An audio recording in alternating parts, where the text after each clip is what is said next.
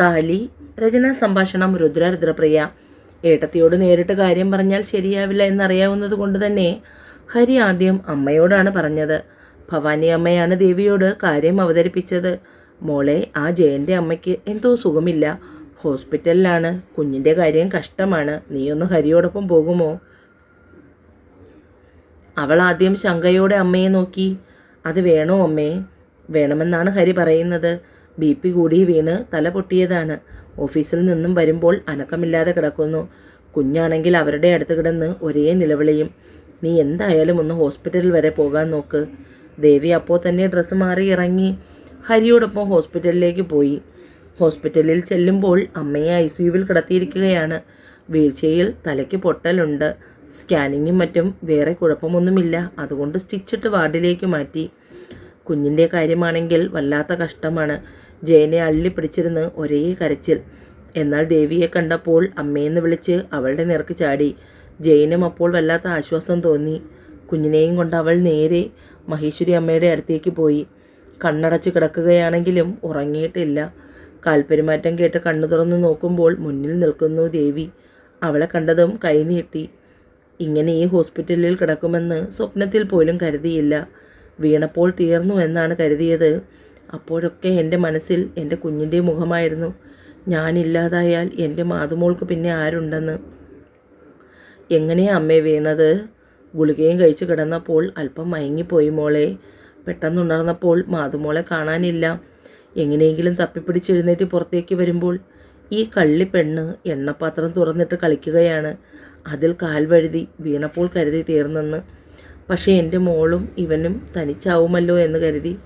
മോളെ, ഈ കുഞ്ഞിന് വേണ്ടി നിനക്കെൻ്റെ മോൻ്റെ ജീവിതത്തിലേക്ക് വന്നുകൂടെ? അവൻ ഒരിക്കലും നിന്നെ സങ്കടപ്പെടുത്തില്ല. നിങ്ങൾക്ക് 2 പേർക്കും പരസ്പരം താങ്ങായിക്കൂടെ?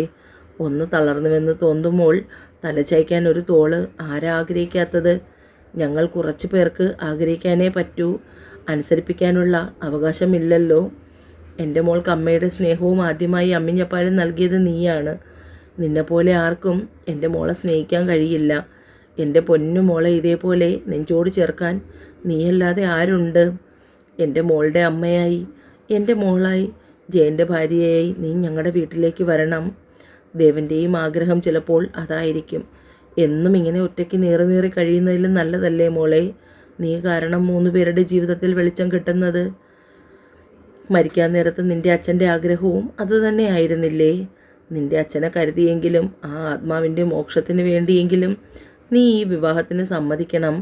മഹേശ്വരി അമ്മ അലറി കരച്ചിലോടുകൂടി പറഞ്ഞു. എല്ലാം കേട്ടുകൊണ്ട് പുറത്തു നിൽക്കുകയായിരുന്നു ജയനും സിദ്ധുവും. ഹരിക്കും അവരുടെ സങ്കടം കണ്ടപ്പോൾ സഹിക്കാൻ കഴിഞ്ഞില്ല. ദേവിയുടെ മറുപടിക്കായി അവർ കാത്തു നിന്നു. അമ്മേ, എല്ലാവരും കൂടി എന്നെ നിർബന്ധിച്ച് മറ്റൊരാളുടെ ജീവിതത്തിലേക്ക് തള്ളിവിട്ടാൽ പോലും എനിക്ക് അദ്ദേഹത്തെ സ്നേഹിക്കാൻ കഴിയുമെന്ന് തോന്നുന്നില്ല. വേണ്ട മോളെ, നീ മാതുമോളുടെ അമ്മയായി മാത്രം ആ വീട്ടിലേക്ക് വന്നാൽ മതി. പിന്നെ കുഞ്ഞിനെ നോക്കാൻ ഒരായയല്ല ഞങ്ങൾക്ക് ആവശ്യം. അവളെ അമ്മയെപ്പോലെ സ്നേഹിക്കാനാണ്. അതിന് നിനക്ക് മാത്രമേ കഴിയൂ. മോളുടെ അമ്മയായി നീ വരണമെങ്കിൽ ജയൻ്റെ താലി നിൻ്റെ കഴുത്തിൽ വേണം. കാലം മായ്ക്കാത്ത മുറിവുകളൊന്നുമില്ല കുട്ടി. നിങ്ങൾ തമ്മിൽ ഒന്നിച്ചു ചേരണമെന്നാണ് ഈശ്വര നിശ്ചയമെങ്കിൽ ആര് തടഞ്ഞാലും അത് നടക്കും. എൻ്റെ മോളായി ഞാൻ നിന്നെ നോക്കും. നിനക്കൊരു സങ്കടവും ഉണ്ടാകാതെ ഞാൻ നോക്കിക്കൊള്ളാം.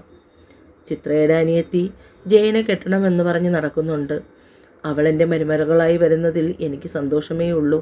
പക്ഷെ അവളുടെ ലക്ഷ്യം വേറെയാണ്. അവൾ എൻ്റെ കുഞ്ഞിനെ സ്നേഹത്തോടെ ഒന്ന് എടുക്കുകയോ ഉമ്മ വയ്ക്കുകയോ പോലും ഇക്കാലയളവിൽ ചെയ്തിട്ടില്ല. അവളുടെ ലക്ഷ്യം ജയൻ മാത്രമാണ്. അവനെ കെട്ടി സന്തോഷമായി കഴിയുക, അല്ലാതെ കുഞ്ഞിനോടുള്ള സ്നേഹമല്ല. ചിത്ര മരിച്ചതിൽ പിന്നെ എൻ്റെ പൊന്നുമോളെ ഞാനാണ് നോക്കിയത്. പക്ഷേ ഇന്ന് അവൾ അമ്മയുടെ സ്ഥാനത്ത് കാണുന്നത് നിന്നെയാണ്. ആ പിഞ്ചു മനസ്സിൽ നീയാണ് അവളുടെ അമ്മ. നിൻ്റെ കലർപ്പില്ലാത്ത സ്നേഹം ആ കുഞ്ഞിനെ എത്രമാത്രം ബാധിച്ചിട്ടുണ്ടെന്ന് നീ മനസ്സിലാക്കണം. ഇത് അമ്മയുടെ അപേക്ഷയാണ്.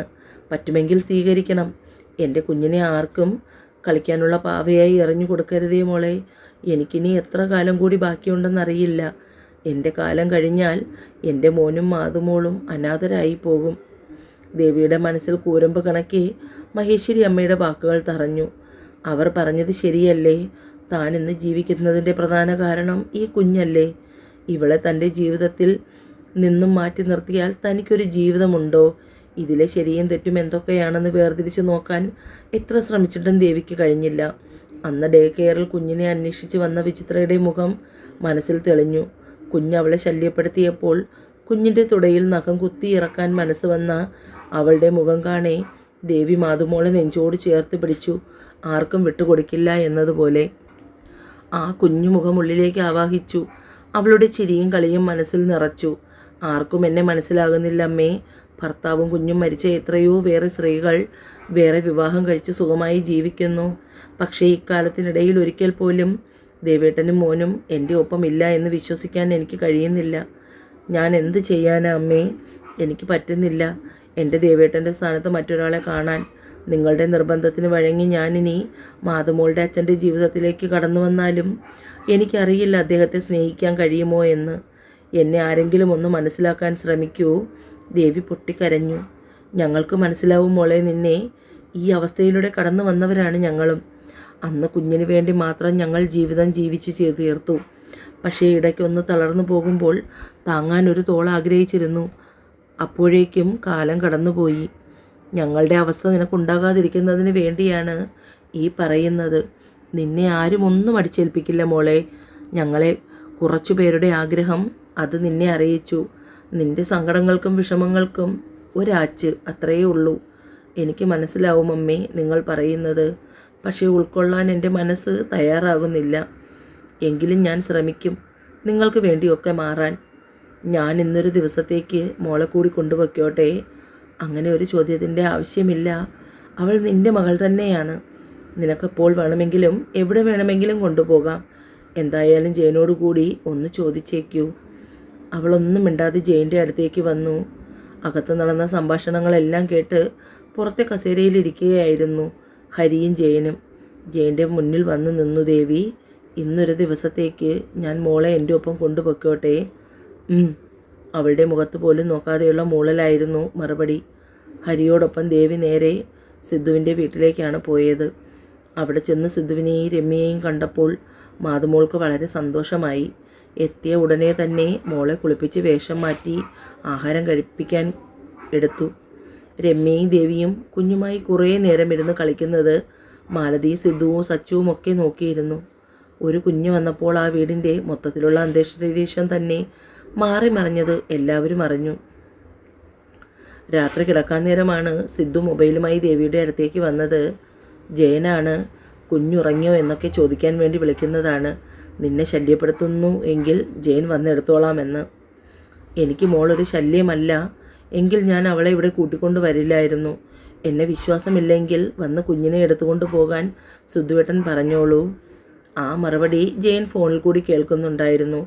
കുഞ്ഞിന് നേരത്തെ ഭക്ഷണം കൊടുത്ത് ദേവി മുറിയിൽ കിടത്തി. ഭക്ഷണം കഴിക്കാൻ എല്ലാവരും കൂടി ഇരിക്കുമ്പോഴാണ് മാലതിയും സിദ്ധുവും ദേവിയും അമ്മയും അവളോട് വിവാഹക്കാര്യത്തെക്കുറിച്ച് സംസാരിക്കുന്നത്.